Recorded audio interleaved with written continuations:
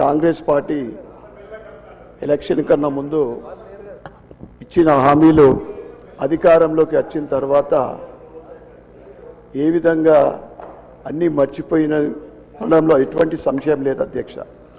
ముఖ్యంగా ఉద్యమాలతో సాధించుకున్న తెలంగాణలో పేదలు పింఛనియు బాంఛను అని చేయి చాచి అనుకునే పరిస్థితి రాష్ట్ర వ్యాప్తంగా ఒక నిజామాబాద్ నియోజకవర్గంలోనే కాదు రాష్ట్ర వ్యాప్తంగా కూడా తాతలు ఆయిల్ అడుగుతా ఉన్నారు అధ్యక్ష.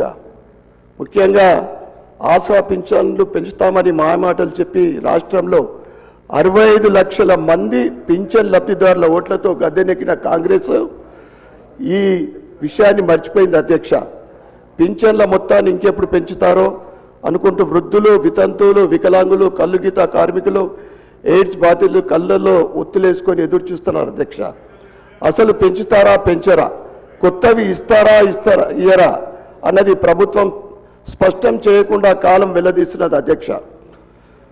రాష్ట్రంలో ఆసరా పింఛన్ల కోసం దరఖాస్తు చేసుకున్న వారు సుమారు 25 లక్షల మంది ఉన్నారు అధ్యక్ష. అయిపోయింది అధ్యక్ష. ఈ సభ సాక్షిగా ప్రభుత్వాన్ని తక్షణమే వారికి సమాధానం చెప్పాల్సిన అవసరం ఉంది అధ్యక్ష.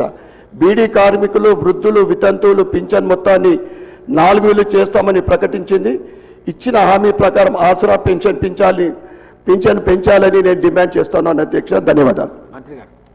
అధ్యక్ష, సభ్యులు చెప్పిన వివరాలు నోట్ చేసుకోవడం.